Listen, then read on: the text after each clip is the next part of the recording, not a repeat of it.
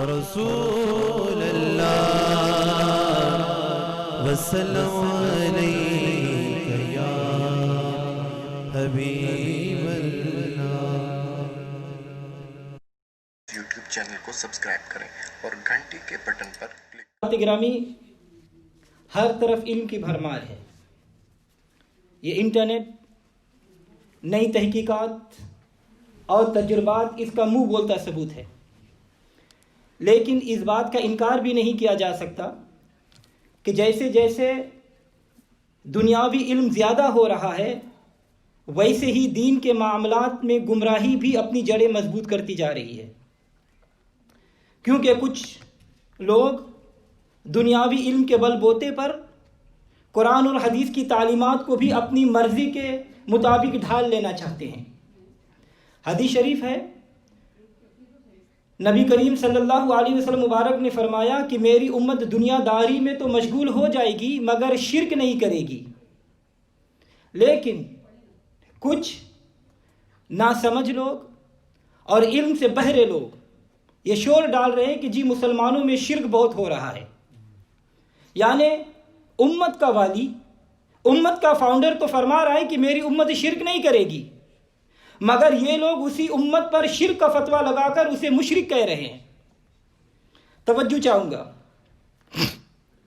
ایک ہے شیطانی توحید اور ایک ہے رحمانی توحید۔ شیطانی توحید یہ ہے کہ صرف اللہ تعالیٰ کو مانو، باقی سب کا انکار کرو، مگر رحمانی توحید یہ ہے کہ اللہ کو مانو اور اللہ والوں کو بھی مانو۔ مگر جو لوگ ہر بات کو شرک کہہ رہے ہیں، یہ صرف اسی لیے کہ یہ لوگ یا تو شیطانی توحید کو مانتے ہیں یا پھر ان کے پاس اتنا علم ہی نہیں کہ شرک کے مفہوم کو سمجھ سکے، کیونکہ اگر شرک کے مطالب اور مفہوم کو اچھی طرح سمجھ گئے ہوتے تو کبھی بھی رسول اللہ صلی اللہ علیہ وسلم کی امت پر مشرک ہونے کا فتویٰ نہیں لگاتے۔ تو حضرات گرامی، آج اسی بات کی مد نظر رکھتے ہوئے میں آپ لوگوں کے سامنے شرک کے مفہوم کو کھول کر بیان کرنا چاہتا ہوں، تاکہ شرک کے مفہوم اور مطالب کو اچھی طرح سمجھ لیا جائے اور معلوم ہو سکے کہ آخر شرک کیا ہے اور ایمان کیا ہے۔ توجہ چاہوں گا، سب سے پہلے یہ سن لے کہ توحید باری تعالیٰ کے متعلق ایک مسلمان کا عقیدہ کیا ہونا چاہیے۔ ہر مسلمان کا رب تبارک و تعالیٰ کے متعلق عقیدہ یہ ہے کہ وہ وحدہ واحد و یکتا ہے، وہ بے مثل و بے مثال ہے، اور لم یلد ولم یولد ولم یکن لہ کفوا احد کی شان کا مالک ہے۔ وہی معبود حقیقی ہے اور اس کے علاوہ کوئی عبادت اور پوجا کے لائق نہیں ہے۔ وہی تمام کائنات کا خالق حقیقی اور مالک حقیقی ہے۔ وہی واجب الوجود ہے، اس کے علاوہ ہر چیز فانی ہے، اس کے پاس ہر طاقت اپنی، ہر علم ذاتی، لامحدود اور غیر فانی ہے۔ تو حضرات گرامی، ہمارے اس عقیدے پر قرآن پاک کی بے شمار آیتیں گواہ ہے۔ تو سنیے قرآن پاک کی ہمارے عقیدے پر کس طرح دلائل ثبوت کرتا ہے۔ آیت تو بے شمار ہے، مگر یہاں صرف ایک یا دو آیت آپ کے سامنے پیش کروں گا۔ اللہ تبارک و تعالیٰ قرآن پاک میں دوسرے پارے میں ارشاد فرماتا ہے، ان ھذا لہو القصص الحق وما من الہ الا اللہ، بے شک یہی سچا بیان ہے کہ اللہ کے سوا کوئی معبود نہیں۔ اور چھٹے پارے میں اللہ تعالیٰ ارشاد فرماتا ہے، انما اللہ الہ واحد، بے شک اللہ تو ایک ہی معبود ہے۔ تو حضرات گرامی، اس آیت مبارکہ میں اللہ تبارک و تعالیٰ واضح اعلان فرما رہا ہے کہ بندگی اور پوجا کے لائق صرف اور صرف اللہ تبارک و تعالیٰ ہی کی ذات ہے، اور اس کے علاوہ کوئی معبود نہیں، کوئی حقیقی کارساز، مشکل کشا، حاجت روا نہیں، اس کے علاوہ کوئی دوسرا رب یا رب کی مثل یا رب جیسا نہیں، وہ بے مثل و بے مثال ہے۔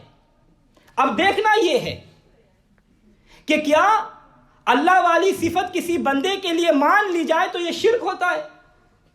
کیونکہ کچھ لوگ یہ کہتے ہیں کہ اللہ کے علاوہ کسی میں اللہ والی صفت مان لی جائے تو یہ شرک ہے، یعنی یہ کہنا کہ اللہ اور اس کی رسول کی مہربانی، اللہ اور اس کا رسول کا کرم ہے، اللہ اور اس کا رسول ہمیں گنے کرے گا، اللہ اور اس کا رسول ہم پر فضل فرمائے گا، یا یہ کہ اللہ اور اس کے رسول کا فضل ہے، ایسا کہنا اور کہنے والا مشرک ہے معاذ اللہ.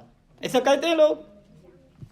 تو حضرات گرامی آئیے اللہ تعالیٰ کی لاریب کتاب سے پوچھتے ہیں، اے اللہ کی کتاب تو سچی اور سچی لاریب ہے، تو مبلغ نور و ہدایت ہے، تو مشعل راہ ہے، تو منارہ نور ہے، تو ہماری رہبر و رہنما ہے، تیرے اندر پوری کائنات کے مسائل کا حل موجود ہے، تو انسان کے لیے ابتدا سے لے کر انتہا تک، مہد سے لے کر ماں کی گود تک، قبر کی ٹوکری پر، ہر مشکل موڑ پر ہمیں یہ رہنمائی فرماتی ہے. ہمیں یہ ارشاد فرما کہ کیا اللہ کے پیاروں پر جو اللہ کے انعامات اور احسانات ہوئے ہیں ان کا ذکر کرنا اور ان کو ماننا کیا یہ شرک ہے؟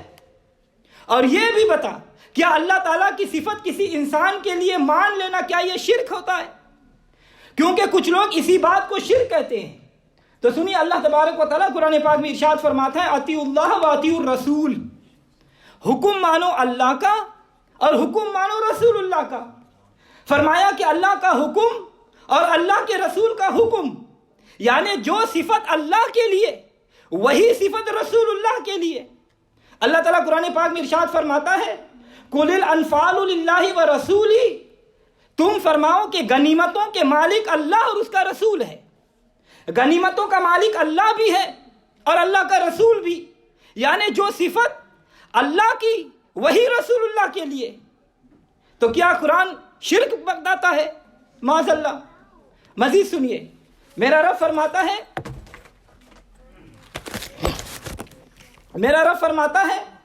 سَيُؤْتِينَ اللَّهُ مِنْ فَضْلِهِ وَرَسُولُهُ، اب دیتا ہے اللہ اپنے فضل سے اور اس کا رسول. اللہ بھی اور اس کا رسول بھی اپنے فضل سے عطا کرتا ہے. پھر فرمایا وَمَا نَقُمُ إِلَّا أَنْ أَغْنَاهُمُ اللَّهُ وَرَسُولُهُ مِنْ فَضْلِهِ، اور انہیں یہی برا لگا کہ اللہ اور اس کے رسول نے اپنے فضل سے مسلمانوں کو غنی کر دیا. ارشاد فرمایا کہ اللہ اور اس کا رسول مسلمانوں کو غنی کرتا ہے. تو حضرات گرامی، اگر اللہ تعالیٰ کی صفات کسی بندے میں ماننے سے شرک ہوتا تو جو کچھ اللہ تبارک و تعالیٰ نے ان آیت مبارکہ میں فرمایا ہے، یعنی کہ اللہ کا حکم اور رسول اللہ کا حکم، اللہ غنیمتوں کا مالک ہے، اس کا رسول بھی غنیمتوں کا مالک ہے، اللہ بھی غنی کرتا ہے اور اللہ کا رسول بھی غنی کرتا ہے، اللہ بھی فضل فرماتا ہے اور اللہ کا رسول بھی فضل فرماتا ہے. تو ذرا غور کریں کہ جو صفات اللہ کی ہے وہی صفات رسول اللہ کے لیے بیان ہو رہی ہے. اب اگر کوئی کہے کہ اللہ والی صفات نبی میں مان لینے سے شرک ہو جاتا ہے تو بتائیے میں اسے کیسے سمجھاؤں جو قرآن سے نہیں سمجھ سکا. لہٰذا رب تبارک و تعالیٰ کے فرمان سے معلوم ہوا کہ رب تبارک و تعالیٰ کی صفات کسی نبی یا ولی کے لیے مان لینا یہ شرک نہیں، کیونکہ رب تعالیٰ نے فرما دیا کہ میں نے اپنے پیاروں پر جو انعامات کیے ہیں وہ ان انعامات کی بدولت تمہیں غنی کرے، تم پر اپنا فضل کرے. تو ایسا کہنا یا ماننا یہ شرک نہیں بلکہ عین ایمان ہے. اب یہ کہنا کہ رسول اللہ سے مانگنا شرک ہے، یا رسول اللہ کہنا شرک ہے، مشکل کشا ماننا شرک ہے، حاجت روا ماننا شرک ہے، تو سمجھ لینا کہ ان باتوں کو شرک کہنے والا قرآنی تعلیم سے نہ آشنا ہے. اسے اتنی سمجھ نہیں کہ شرک ہوتا کیا ہے، کیونکہ رب کا فیصلہ تو یہی ہے کہ رب بھی عطا کرتا ہے اور اس کی عطا سے اس کا رسول بھی عطا فرماتا ہے. تو پھر میں کیوں نہ کہوں کہ میرے کملی والے کی، میرے کملی والے کی شان ہی نرالی ہے، میرے کملی والے کی شان ہی نرالی ہے، دو جہاں کے داتا ہے، سارا جگ سوالی ہے، دو جہاں کے داتا ہے، سارا جگ سوالی ہے. تو حضرات گرامی، حقیقی مددگار اور حاجت روا تو صرف اللہ تبارک و تعالی ہی ہے، مگر اللہ تعالیٰ کی عطا اور اس کے فضل سے مسلمانوں کو اللہ کا رسول بھی عطا کرتا ہے. فرق یہی ہے کہ اللہ تعالیٰ کی عطا کرنے کی طاقت ذاتی اور حقیقی ہے، مگر اس کے پیاروں کی مجازی اور عطائی ہے۔ تو یہ عقیدہ رکھ کر رب تعالیٰ کے محبوب سے کچھ مانگنا یہ شرک نہیں بلکہ عین ایمان اور فرمان رحمان ہے۔ اب آپ اچھی طرح سمجھ گئے ہوں گے کہ جن باتوں کو یہ لوگ شرک کہتے ہیں وہ شرک نہیں بلکہ عین ایمان ہے۔ اور شرک کیا ہے؟ آئیے میں آپ کو سمجھاؤں۔ پہلے یہ سمجھ لیں کہ قرآن پاک کی روح سے شرک کا لغوی اور اصطلاحی معنی کیا ہے۔ تو حضرات گرامی، شرک کا لغوی معنی ہے حصہ۔ اسی لیے کسی کے کاروبار میں کوئی شامل ہو تو اس کو اس کا حصہ دار یا شریک کہتے ہیں۔ اگر کوئی کسی کو اللہ تعالیٰ کا شریک یا حصہ دار مانے تو یہ شرک ہے۔ اس کی وضاحت میں اللہ تبارک و تعالیٰ ارشاد فرماتا ہے ام لہم شرک فی السماوات، کیا ان بتوں کا آسمان میں کچھ حصہ ہے؟ اور شرعی اصطلاحی معنی یہ ہے کہ کسی کو رب تعالیٰ کے برابر سمجھا جائے، کہ جیسا کہ قرآن پاک میں اللہ تبارک و تعالیٰ ارشاد فرماتا ہے کہ کفار بروز قیامت بتوں سے کہیں گے کہ تاللہ ان کننا لفی ضلال مبین اذ نصورکم برب العالمین، کہ خدا کی قسم بے شک ہم کھلی گمراہی میں تھے جبکہ ہم تمہیں رب العالمین کے برابر ٹھہراتے تھے۔ تو حضرات گرامی، مخلوق میں سے کسی کو رب تعالیٰ کے برابر جان لینے کی صورت یہ بھی ہے کہ کسی کو خدا کا جز مان لیا جائے، کسی کو خدا کا ہم جنس مان لیا جائے، خدا کی اولاد مان لی جائے۔ یہی صورت قرآن نے شرک کی بیان فرمائی ہے کہ کافر لوگ حضرت عیسیٰ علیہ السلام اور حضرت عزیر علیہ السلام کو رب تعالیٰ کا بیٹا اور فرشتوں کو خدا کا بیویاں مانتے تھے معاذ اللہ۔ لہٰذا اللہ تبارک و تعالیٰ نے فرمایا لہٰذا خالق اور مخلوق کے درمیان کوئی رشتہ قائم کر دینا یہ بہت بڑا شرک عظیم ہے۔ جیسا اللہ تبارک و تعالیٰ نے قرآن پاک میں ان صورتوں کے متعلق ارشاد فرمایا وقالت الیہود عزیر ابن اللہ وقالت النصارى مسیح ابن اللہ، اور یہودی بولے کہ عزیر اللہ کا بیٹا ہے اور نصرانی بولے کہ عیسیٰ اللہ کا بیٹا ہے۔ وَجَعَلُوا الْمَلَائِكَةَ الَّذِينَ هُمْ عِبَادُ الرَّحْمَنِ إِنَاثًا، اور انہوں نے فرشتوں کو جو کہ رحمان کے بندے ہیں عورتیں ٹھہرایا۔ وَجَعَلُوا لَهُ مِنْ عِبَادِهِ جُزْءًا، اور اس کے لیے اس کے بندوں میں جز ٹکڑا ٹھہرا دیا۔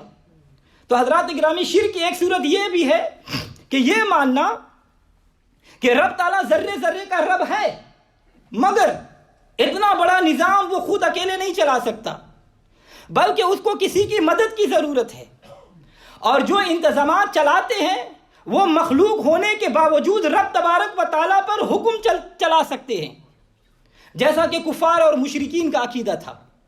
اور وہ لوگ اپنے بتوں کی عبادت بھی کرتے تھے اور ان کو رب کے نظام میں دخل دینے کے مالک بھی مانتے تھے۔ تو وہ لوگ اس طرح دوہرا شرک کرتے تھے، جیسا کہ اللہ تبارک و تعالیٰ قرآن پاک میں ارشاد فرماتا ہے وَقُلِ الْحَمْدُ لِلَّهِ الَّذِي لَمْ يَتَّخِذْ وَلَدًا وَلَمْ يَكُنْ لَهُ شِرْكٌ فِي الْمُلْكِ وَلَمْ يَكُنْ لَهُ وَلِيٌّ مِّنَ الذُّلِّ وَكَبِّرْهُ تَكْبِيرًا، اور تم فرماؤ کہ سب خوبیاں اس رب کے لیے ہے کہ جس نے اپنے لیے اولاد نہیں بنائی اور نہ اس کے ملک میں کوئی شریک ہے اور نہ ہی کمزوری میں اس کی کوئی حمایتی ہے۔ تو حضرات گرامی، یہ چند صورتیں ہیں جو بیان کی گئی ہے کہ جن سے شرک لازم آتا ہے، اور اس کے علاوہ کوئی شرک نہیں ہوتا۔ لیکن جب شرک کے اصل مفہوم کو سمجھے بغیر ہی کفر اور شرک کا فتویٰ لگا دیا جائے تو دین میں بہت بڑی خیانت ہوگی۔ معلوم ہوا کہ جو لوگ یہ کہتے ہیں کہ اللہ کی صفت اگر کسی بندے کے لیے مان لی جائے تو یہ شرک اور ماننے والا مشرک ہو جائے گا، یہ کہنا بالکل غلط، جہالت اور قرآن کریم سے دوری ہے۔ کیونکہ اگر شرک کا معیار وہی مان لیا جائے جو یہ لوگ کہتے ہیں تو پھر قرآن کریم کے کئی فیصلے غلط ثابت ہو جائیں گے معاذ اللہ۔ آپ کہیں گے وہ کیسے؟ تو آئیے میں آپ کو سمجھاتا ہوں کہ قرآن پاک کی بے شمار آیتیں ایسی ہے کہ جن میں رب تعالیٰ کی جو صفات بیان ہوئی ہے وہی صفات اللہ کے بندوں کے لیے بھی بیان کی گئی ہے۔ جیسا کہ اللہ تبارک و تعالیٰ کی ایک صفت عظیم بھی ہے۔ کیا ہے؟ عظیم۔ ہر نمازی نماز میں پڑھتا ہے سبحان ربی العظیم، پاکی ہے میرے رب کو جو عظیم ہے، یعنی عظیم رب تعالیٰ کی صفت ہے، اور وہی الفاظ اور وہی صفات اللہ تعالیٰ نے خود ہی اپنے مخلوق کے لیے بھی بیان فرمائی، جیسا کہ اللہ تبارک و تعالیٰ ارشاد فرماتا ہے وَلَهُمْ عَذَابٌ عَظِيمٌ، اللہ کا عذاب عظیم ہے، ان الشرک لظلم عظیم، بے شک شرک ظلم عظیم ہے، رب العرش العظیم، وہ عرش عظیم کا رب ہے، وَلَهَا عَرْشُ العظیم، کہ بلقیس کا تخت عظیم ہے۔ تو حضرات گرامی، رب تعالیٰ نے اپنے عذاب کو عظیم کہا، اللہ تعالیٰ نے عرش کو عظیم کہا، اللہ تعالیٰ نے ملکہ بلقیس کے تخت کو عظیم کہا۔ اب آپ خود ہی فرمائیں کہ عظیم رب تعالیٰ کی صفت بھی ہے اور اس کی مخلوق کی بھی، تو کیا یہ شرک ہو گیا؟ اگر شرک ہے تو ان چیزوں کو عظیم کہنے والی ذات کس کی ہے؟ رب تبارک و تعالیٰ کی۔ تو پھر لگائیے رب تبارک و تعالیٰ کی ذات پر کیا فتویٰ لگاؤ گے؟ تو حضرات گرامی، معلوم ہوا کہ یہ کہنا کہ جو صفت اللہ تعالیٰ کی ہے اگر وہی مخلوق کے لیے مان لی جائے تو یہ شرک ہے، یہ بالکل غلط اور جہالت پر مبنی ہے۔ تو آئیے دیکھیے قرآن کریم میں اللہ تبارک و تعالیٰ کی ایک صفت مولا اور ایک نعم بھی ہے، جیسا اللہ تعالیٰ قرآن ارشاد فرماتا ہے نعم المولا و نعم النصیر، اور اللہ کیا ہی اچھا مولا اور کیا ہی اچھا مددگار ہے۔ اس آیت کریمہ میں رب تعالیٰ نے اپنی صفات کا تذکرہ فرمایا ہے، ایک مولا اور دوسرا نعم۔ نعم کا مطلب ہے اچھا، کیا مطلب ہے؟ اچھا یا بہتر۔ تو حضرات گرامی، یہ تو کہتے ہیں کہ جو صفت اللہ کی ہو وہ کسی بندے میں مان لی جائے تو یہ شرک ہے، مگر رب تعالیٰ کیا فرماتا ہے؟ سنیے اور سوچئے کہ قرآن صحیح کہتا ہے یا ملا صحیح کہتا ہے، قرآن صحیح کہتا ہے یا وہابی صحیح کہتا ہے؟ کیونکہ یہ وہابی دیوبندی تو شرک بتاتا ہے اور قرآن اسی بات کو ایمان کہتا ہے کہ رب تبارک و تعالیٰ اپنے لیے لفظ نعم فرمایا تو پہلے نعم کی آیت سنیں۔ اللہ تعالیٰ ارشاد فرماتا ہے وَوَهَبْنَا لِدَاوُودَ سُلَيْمَانَ نِعْمَ الْعَبْدُ إِنَّهُ أَوَّابٌ، ہم نے داؤد کو سلیمان عطا فرمایا اور وہ کیا ہی اچھا رجوع کرنے والا ہے۔ اللہ تعالیٰ قرآن پاک میں ارشاد فرماتا ہے نعم العبد انہ اواب، ایوب کیا ہی اچھا بندہ ہے۔ تو اندازہ لگائیے کہ جو الفاظ رب تعالیٰ نے اپنے لیے استعمال فرمائے وہی اپنے نبیوں کے لیے، وہی صفات اپنے پیاروں کے لیے بیان فرما کر عقل والوں کو سمجھا دیا کہ رب تعالیٰ کی صفت کسی مخلوق میں حقیقی اور مجازی کا فرق سمجھ کر بیان کی جائے تو یہ شرک نہیں ہوتا بلکہ یہ عقیدہ قرآن ہے۔ اب لفظ مولا کی آیت بھی سنیں۔ اللہ تعالیٰ ارشاد فرماتا ہے بل اللہ مولاکم، بلکہ اللہ تمہارا مولا ہے، ان اللہ مولاکم نعم المولا و نعم النصیر، بے شک تمہارا مولا اللہ ہے اور کیا ہی اچھا مولا ہے اور اچھا مددگار ہے۔ ہوا مولانا، وہ اللہ ہمارا مولا ہے، واللہ مولاکم، اور اللہ تمہارا مولا ہے۔ ذالک بان اللہ مولا الذین آمنوا وان الکافرین لا مولا لہم، یہ اس لیے کہ مسلمانوں کا مولا اللہ ہے اور کافروں کا کوئی مولا نہیں۔ تو حضرات گرامی، قرآن پاک کی ان تمام آیت میں واضح ہو رہا ہے کہ مولا صرف رب تعالیٰ ہے، جیسا کہ حدیث مبارکہ میں نبی صلی اللہ علیہ وسلم مبارک نے بھی ایک جنگ کے موقع پر کفار سے فرمایا کہ اے کافروں، بخاری شریف کی حدیث ہے اللہ مولانا ولا مولا لکم، اللہ ہمارا مولا ہے اور تمہارا کوئی مولا نہیں۔ تو حضرات گرامی آئیے اب یہ دیکھیں کہ اللہ تعالیٰ تو مولا ہے ہی، کیا اس کی مخلوق میں بھی کوئی مولا ہے؟ کیا رب تعالیٰ نے اپنی صفت مولا اپنے کسی بندے کے لیے بیان فرمائی ہے کہ نہیں؟ تو سنیے قرآن کریم میں اللہ تبارک و تعالیٰ ارشاد فرماتا ہے فَإِنَّ اللَّهَ هُوَ مَوْلَاهُ وَجِبْرِيلُ وَصَالِحُ الْمُؤْمِنِينَ، تو بے شک ان کا مولا اللہ اور جبریل اور نیک ایمان والے ہیں۔ تو غور کیجئے کہ رب تعالیٰ نے فرمایا کہ مسلمانوں کا اللہ بھی مولا ہے اور جبریل بھی مولا ہے اور ولی اللہ بھی مولا ہے۔ تو حضرات گرامی اب فیصلہ آپ کے ہاتھ میں ہے، اس لیے کہ رب تعالیٰ نے اپنی صفت خود اپنے بندوں کے لیے بیان فرما کر یہ واضح فرما دیا کہ رب تعالیٰ کی صفت بندے کے لیے استعمال کرنا یہ شرک نہیں بلکہ عین ایمان ہے۔ اور ایسے ہی عزیز اللہ تعالیٰ کا صفاتی نام ہے۔ اگر یہی معیار قائم کیا جائے جو ان لوگ وہابیوں نے قائم کر رکھا ہے کہ اللہ تعالیٰ کی صفت مخلوق کے لیے استعمال کرنا شرک ہے، تو پھر سنیے اور کیجئے فیصلہ کہ کیا صحیح ہے اور کیا غلط۔ اللہ تبارک و تعالیٰ خود بیان فرما رہا ہے کہ ان اللہ عزیز حکیم، بے شک عزت والا اور حکمت والا اللہ ہے۔ فَلِلَّهِ عِزَّةُ جَمِيعًا، بے شک ساری عزتیں اللہ ہی کے لیے ہے۔ تو ان آیت سے روز روشن کی طرح واضح ہو گیا کہ عزت اور عظمت صرف اللہ تعالیٰ کی ذات ہی کو زیبا ہے۔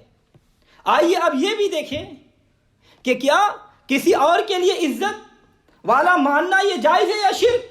تو اللہ تبارک و تعالیٰ قرآن پاک میں ارشاد فرماتا ہے وَلِلَّهِ الْعِزَّةُ وَلِرَسُولِهِ وَلِلْمُؤْمِنِينَ وَلَكِنَّ الْمُنَافِقِينَ لَا يَعْلَمُونَ، اور عزت تو اللہ اور اس کے رسول اور مسلمانوں کے لیے ہے مگر منافق اس سے بے خبر ہے۔ تو حضرات گرامی اب ذرا اپنے دل پہ ہاتھ رکھ کر اور دماغ پر زور لگا کر سوچئے کہ ان لوگوں نے جن باتوں کو شرک قرار دے کر مسلمانوں کو مشرک کہنا شروع کیا ہوا ہے، اور انہی باتوں کا سچا ہونا رب تعالیٰ قرآن میں بیان فرما رہا ہے، تو کتنے کم فہم اور عقل سے بہرا ہے وہ لوگ کہ فتویٰ لگانے سے پہلے اتنا بھی نہیں سوچتے کہ خود قرآن اور رحمان بھی ان کے فتوے کے لسٹ میں آ جاتے ہیں۔ دعا کیجیے اللہ تعالیٰ قرآن سمجھنے کی توفیق عطا فرمائے، اور سنیے قرآن اور دیکھیے کہ میرے رب تبارک و تعالیٰ کا فیصلہ کیا ہے۔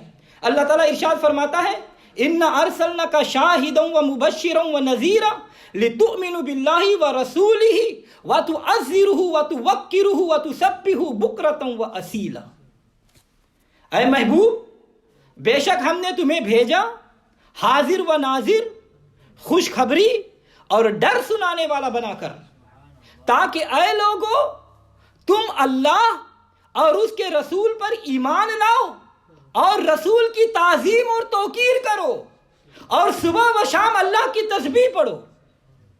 مزید سنیے اللہ تعالیٰ ارشاد فرماتا ہے وَمَن يُعَظِّمْ شَعَائِرَ اللَّهِ فَإِنَّهَا مِن تَقْوَى الْقُلُوبِ، اور جو شاعر اللہ کی تعظیم کرتے ہیں تو یہ دلوں کی پرہیزگاری ہے۔ جو شاعر اللہ کی تعظیم کرتے ہیں یہ دلوں کی پرہیزگاری ہے۔ ارشاد فرمائے کہ شاعر اللہ یعنی اللہ کی نشانیاں کی عزت کرنا یہ پرہیزگاری ہے، اور ان کی نشانیاں کیا ہے؟ تو اللہ تعالیٰ قرآن پاک میں ارشاد فرماتا ہے ان الصفا والمروہ من شعائر اللہ، بے شک صفا اور مروہ اللہ کی نشانیاں ہے۔ تو معلوم ہوا کہ جس جگہ اللہ کی بندی حضرت ہاجرہ کے قدم لگے اس جگہ کی عزت کرنا ایماندار ہونے اور پرہیزگار ہونے کی علامت ہے۔ جب قدموں کی نشان والی جگہ کی عزت کرنا پرہیزگاری ہے تو پھر جو اللہ کے پیارے ہیں، اللہ کے نبی اور ولی ہے، ان کی عزت کرنا کیسے شرک ہو سکتا ہے؟ اسی لیے تو ہم کہتے ہیں کہ ساری عزتیں رب تعالیٰ ہی کے لیے ہے، مگر رب تعالیٰ نے اپنی عطا سے اپنے بندوں کو بھی جن عزتوں سے نوازا ہے ان کا ماننا شرک نہیں بلکہ عین ایمان ہے۔ ارے جب رب تعالیٰ تو اپنے محبوب کی عزت کا خیال اور لحاظ رکھتے ہوئے یہاں تک فرماتا ہے کہ ان الذین ینادونک من وراء الحجرات اکثرهم لا یعقلون، کہ بے شک اے محبوب جو تمہیں حجروں کے باہر سے پکارتے ہیں ان میں سے اکثر جاہل ہے۔ تو غور کیجئے کہ عزت رسول کا کیسا اعلیٰ سبق سکھایا جا رہا ہے کہ جو رسول کی عزت نہ کرے وہ جاہل ہے۔ اب جو لوگ کہتے ہیں کہ اللہ کی صفت کسی اور کے لیے مان لی جائے تو یہ شرک ہے، تو وہ بتائیں کہ رسول اللہ کی عزت کرنا شرک ہے۔ اسی بات سے فیصلہ ہو گیا کہ جو حقیقی اور مجازی فرق کو سمجھے بغیر شرک کا فتویٰ صادر کرتے ہیں وہ قرآن سے بے خبر ہے۔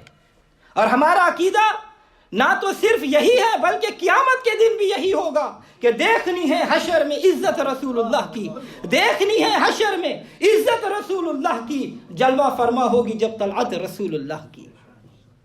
تو حضرات گرامی ذرا مجھے یہ بتائیے کہ صحابہ اکرام قرآن کو ہم سے زیادہ جانتے تھے کہ نہیں؟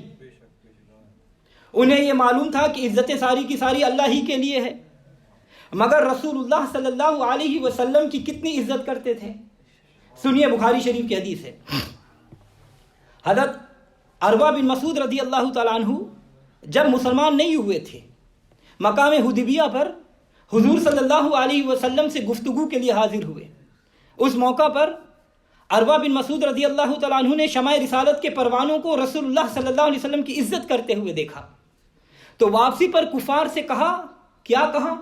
سنیے بخاری شریف کی حدیث ہے، حضرت عروہ بن مسعود رضی اللہ تعالیٰ عنہ کہنے لگے کہ خدا کی قسم میں بادشاہوں کے درباروں میں بھی وفد لے کر گیا ہوں، میں کیسر و کسریٰ اور نجاشی کے دربار میں بھی گیا ہوں، مگر اللہ کی قسم میں نے کوئی بادشاہ ایسا نہیں دیکھا کہ جس کے ساتھی اس کی اس طرح عزت کرتے ہوں کہ جس طرح کہ محمد صلی اللہ علیہ وسلم کے ساتھی محمد صلی اللہ علیہ وسلم کی کرتے ہیں۔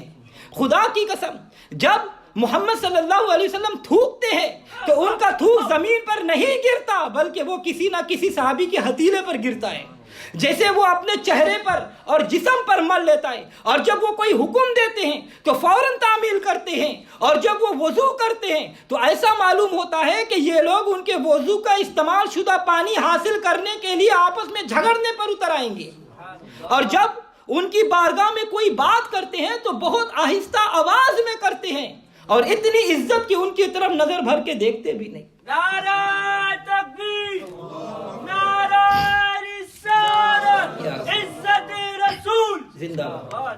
تو حضرات گرامی اندازہ لگائیے کہ صحابہ اکرام کو حضور صلی اللہ علیہ وسلم سے کتنی محبت اور کتنا پیار ہوگا کہ حضور صلی اللہ علیہ وسلم کا تھوک مبارک بھی نیچے نہیں گرنے دیتے تھے۔ اسی سے اندازہ لگایا جا سکتا ہے کہ صحابہ اکرام میرے نبی صلی اللہ علیہ وسلم سے کتنی محبت کرتے تھے اور حضور صلی اللہ علیہ وسلم کی کتنی عزت کرتے تھے، مگر دوسری طرف یہ لوگ کہتے ہیں کہ جی نبی ہمارے بڑے بھائی ہے، ہم ان سے چھوٹے ہیں، تقویۃ الایمان میں لکھا ہوا ہے۔ تو انصاف سے بتائیے کہ ان کا اور صحابہ اکرام کا ایمان ایک جیسا ہو سکتا ہے؟ بالکل نہیں۔ تو حضرات گرامی یہ ساری باتیں اور شرک کے فتوے صرف اور صرف قرآن سے ناآشنائی اور حضور صلی اللہ علیہ وسلم سے عداوت کی نشانی ہے، اس لیے کہ صحابہ اکرام نے آپ صلی اللہ علیہ وسلم کی عزت کر کے بتا دیا کہ عزت ساری کی ساری اللہ ہی کے لیے ہے، مگر رسول اللہ صلی اللہ علیہ وسلم کی عزت کرنا شرک نہیں بلکہ ان کی عزت کرنا تو در حقیقت اللہ ہی کی عزت کرنا ہے، اور ان کا رتبہ تو یہ ہے کہ بعد از خدا بزرگ توئی قصہ مختصر۔ اور اسی لیے میرے سرکار اعلیٰ حضرت عظیم البرکت مجدد دین و ملت شاہ احمد رضا خان فاضل بریلوی رحمۃ اللہ علیہ آپ مبارک فرماتے ہیں کہ مومن وہ ہے جو ان کی عزت پہ مرے دل سے، مومن وہ ہے جو ان کی عزت پہ مرے دل سے، تعظیم بھی کرتا ہے نجدی تو مرے دل سے۔ ارے اس تعظیم کا میں کیا بتاؤں کہ صحابہ اکرام تو حضور صلی اللہ علیہ وسلم کے دروازوں پر ناخنوں سے دستک دیا کرتے تھے کہ کہیں بے ادبی نہ ہو جائے۔ تو حضرات اکرامی ذرا ایمان سے بتائیے کہ جن لوگوں نے رسول اللہ صلی اللہ علیہ وسلم سے قرآن پڑھا، جن لوگوں نے حضور صلی اللہ علیہ وسلم سے قرآن سیکھا، کیا وہ نہیں جانتے تھے کہ اللہ کی صفت کسی نبی یا ولی کے لیے مان لینا شرک ہوتا ہے؟ کیا وہ نہیں جانتے تھے کہ عزت تو صرف اللہ ہی کے لیے ہے؟ پھر اتنا ادب کیوں؟ وجہ یہ ہے کہ وہ ساری باتیں سمجھتے تھے، قرآن کے صحیح اسلوب اور شرک کے اصل مفہوم کو جانتے تھے، کیونکہ انہوں نے حضور صلی اللہ علیہ وسلم سے قرآن پاک کی تعلیم حاصل کی تھی۔ وہ سمجھتے تھے کہ اللہ کی صفت کسی بندے کے لیے مان لینا یہ شرک نہیں، اور نہ ہی رسول اللہ صلی اللہ علیہ وسلم کی عزت کرنا شرک ہے۔ کیونکہ انہیں معلوم تھا کہ رسول اللہ صلی اللہ علیہ وسلم کی عزت حقیقت میں رب تعالیٰ کی عزت ہے۔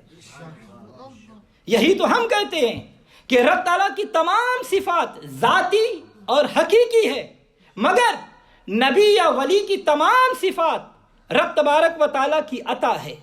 یہی قرآن کا فرمان اور صحابہ کا عقیدہ ہے۔ مزید سنیے، نصیر بھی رب تعالیٰ کا ایک صفت نام ہے، صفاتی نام ہے، یہ بھی رب تعالیٰ کا صفت ہے، جیسا کہ اللہ تعالیٰ قرآن پاک میں ارشاد فرماتا ہے وَمَا لَكُم مِّن دُونِ اللَّهِ مِن وَلِيٍّ وَلَا نَصِيرٍ، اللہ کے سوا تمہارا کوئی حمایتی اور مددگار نہیں. وَلَا يَجِدْ لَهُ مِن دُونِ اللَّهِ وَلِيًّا وَلَا نَصِيرًا، اور اللہ کے سوا نہ اپنا کوئی حمایتی پائے گا اور نہ مددگار. ان آیت مبارکہ سے معلوم ہوا کہ نصیر صرف اللہ تعالیٰ ہی ہے، مدد کرنا صرف اللہ تعالیٰ کی دست قدرت ہے. معلوم ہوتا ہے کہ اللہ تعالیٰ نے مدد کرنے کا کسی اور کو حق دیا ہی نہیں. مگر یاد رکھیں کہ اس سے مراد کافر ہے، یعنی بروز قیامت کسی کافر کو کسی کافر کی مدد کرنے کا حق نہیں دیا جائے گا. تو آئیے دیکھیے کہ رب تعالیٰ نے اپنے پیاروں کو مدد اور نصرت کرنے کا حق دیا ہے کہ نہیں. تو سنیے قرآن کریم میں اللہ تعالیٰ ارشاد فرماتا ہے کہ عیسیٰ علیہ السلام فرماتے ہیں من انصاری الی اللہ قال الحواریون نحن انصار اللہ، کون میرا مددگار ہے اللہ کی طرف. تو حواریوں نے کہا کہ ہم خدا کے مددگار ہیں. تو حضرات گرامی، قرآن نے بتا دیا کہ اللہ کی صفات کسی بندے کے لیے مان لینا شرک نہیں بلکہ اصل قرآن اور صحابہ اکرام کی سنت ہے. اب اگر ابھی بھی تسلی نہیں ہوئی تو آگے مزید سنیے کہ رب تعالیٰ کی صفت کسی اور کے لیے مان لینا یہ شرک نہیں بلکہ عین قرآنی عقیدہ ہے. اللہ تعالیٰ ارشاد فرماتا ہے وَاعْلَمُوا أَنَّ اللَّهَ بِكُلِّ شَيْءٍ علیم، اور جان لو کہ رب تعالیٰ ہر چیز کا علیم جاننے والا ہے. هو السمیع العلیم، علیم جاننے والا، اور وہی سنتا اور جانتا ہے. تو معلوم ہوا کہ رب تعالیٰ کی ایک صفت علیم بھی ہے. اللہ تعالیٰ اپنی صفت کو حضرت یوسف علیہ السلام کے متعلق بیان فرماتا ہے. اللہ تعالیٰ ارشاد فرماتا ہے کہ یوسف علیہ السلام نے فرمایا انی حفیظ علیم، بے شک میں حفیظ اور علیم ہوں. وَأَعْلَمُ مِنَ اللَّهِ مَا لَا تَعْلَمُونَ، اور مجھے اللہ نے وہ شانیں، اللہ تعالیٰ کی وہ شانیں معلوم ہے جو تم نہیں جانتے. علیم یعنی علم والا اللہ تعالیٰ بھی ہے، اور اللہ تعالیٰ نے اپنے بندوں کو بھی علم عطا فرمایا ہے. تو یہ کہنا کہ اللہ والی صفت کسی بندے کے لیے مان لی جائے تو یہ شرک ہو جاتا ہے. یہ عقیدہ بالکل قرآن کریم انبیاء اولیاء اللہ کے خلاف ہے. دیکھیے رؤوف رحیم بھی اللہ تعالیٰ کی صفت ہے، جیسا کہ اللہ تعالیٰ قرآن پاک میں ارشاد فرماتا ہے ان اللہ بالناس رؤوف الرحیم، کہ بے شک اللہ انسانوں پر رؤوف اور رحیم ہے. ربنا انا رؤوف الرحیم، اے میرے رب بے شک تو ہی رؤوف و رحیم ہے. تو قرآن کریم نے رب کی صفات رؤوف اور رحیم بیان فرمائی، اور یہی صفات رب تعالیٰ نے اپنے محبوب صلی اللہ علیہ وسلم کے لیے بھی بیان فرمائی. تو سنیے اللہ تعالیٰ قرآن پاک میں ارشاد فرماتا ہے حریص علیکم بالمؤمنین رؤوف الرحیم، کہ تمہاری بھلائی کے نہایت چاہنے والے اور ایمان والوں پر رؤوف اور رحیم ہے. تو اللہ تبارک و تعالیٰ کی ایک صفت سمیع و بصیر بھی ہے، جیسا کہ اللہ تعالیٰ ارشاد فرماتا ہے ان اللہ کان سمیعا بصیرا، بے شک اللہ سنتا اور دیکھتا ہے. لیس کمثلہ شیء وہو السمیع البصیر، اس جیسا کوئی نہیں اور وہی سنتا اور دیکھتا ہے. انہ هو السمیع البصیر، بے شک وہی سنتا اور دیکھتا ہے. تو ان آیت میں رب تعالیٰ کی صفات سمیع اور بصیر بیان فرمائی. تو اب دیکھیے کہ کیا یہی صفات انسان کی ہے کہ نہیں. قرآن کریم میں اللہ تبارک تعالیٰ ارشاد فرماتا ہے فَجَعَلْنَهُ سَمِيعًا بَصِيرًا، پس ہم نے انسان کو سمیع اور بصیر بنایا. تو حضرات گرامی، اس آیت مبارکہ میں تو ہمارا عقیدہ روز روشن کی طرح نکھر کر سامنے آ گیا کہ رب تعالیٰ نے ارشاد فرمایا کہ اللہ بھی سمیع و بصیر ہے اور اللہ کا نبی بھی سمیع و بصیر ہے، مگر فرق وہی ذاتی اور عطائی کا ہے کہ جس قرآن نے اللہ کو عظیم کہا اسی قرآن نے عذاب کو اور شرک کو بھی عظیم کہا. جس قرآن نے اللہ کو رؤوف الرحیم کہا اسی قرآن نے نبی کو رؤوف الرحیم کہا. جس قرآن نے اللہ کو سمیع و بصیر کہا اسی قرآن نے انسان کو سمیع و بصیر کہا. تو اصل بات یہ ہے کہ جب رب تعالیٰ کی کسی صفت کا بیان ہوگا تو وہ ذاتی صفت کا بیان ہوگا، اور مگر جب کسی اللہ کے نبی یا ولی کی صفت کا بیان ہوگا تو یہ اللہ کی عطا کردہ صفت کا بیان ہوگا۔ یعنی جب یہ سمجھ لیا جائے کہ اللہ کا سب کچھ حقیقی، ذاتی، غیر فانی اور لامحدود ہے، مگر نبی یا ولی کا سب کچھ عطائی، مجازی، فانی، محدود ہے، پھر اللہ کے بندوں کی صفات بیان کی جائے تو یہ صفات شرک نہیں بلکہ عین ایمان ہے۔ یہی ایمان کامل اور عقیدہ قرآن ہے، اور صاف طور پر معلوم ہوا کہ رب تعالیٰ کی صفت بندے میں ماننا یہ شرک نہیں ہے۔ مگر جو یہ کہے کہ رب تعالیٰ کی صفات کسی بندے میں مان لینا، یعنی یا اللہ کہنا ٹھیک ہے مگر یا رسول اللہ کہنا شرک ہے وغیرہ وغیرہ، تو سمجھ لینا کہ یہ ایک دھوکہ ہے جو رب اور رسول کے متعلق مسلمانوں کو دیا جا رہا ہے، اور یہ کہ ہمارا عقیدہ قرآن کے بتائے ہوئے اسلوب کے عین مطابق ہے۔ قرآن پاک سے شرک کا مفہوم سمجھ لینے کے بعد اب بھی اگر کوئی ہمیں مشرک کہے تو یہ اس کا اپنا مشرکانہ پن اور جہالت ہے، کیونکہ ہمارے عقیدے کی سچائی پر اللہ کا قرآن، نبی کا فرمان، صحابہ کا عمل گواہ ہے۔ تو معلوم ہو گیا کہ ہم اہل سنت و جماعت ہی ایسا مسلک ہے جو قرآن و سنت کے عین مطابق اور سچا ہے۔ اللہ تعالیٰ سے دعا ہے کہ وہ ہمیں صحیح معنوں میں قرآن پاک کو سمجھ کر اور اس پر عمل کرنے کی اللہ تعالیٰ توفیق عطا فرمائے، اور اسی عقیدے پر ہمارا خاتمہ بالایمان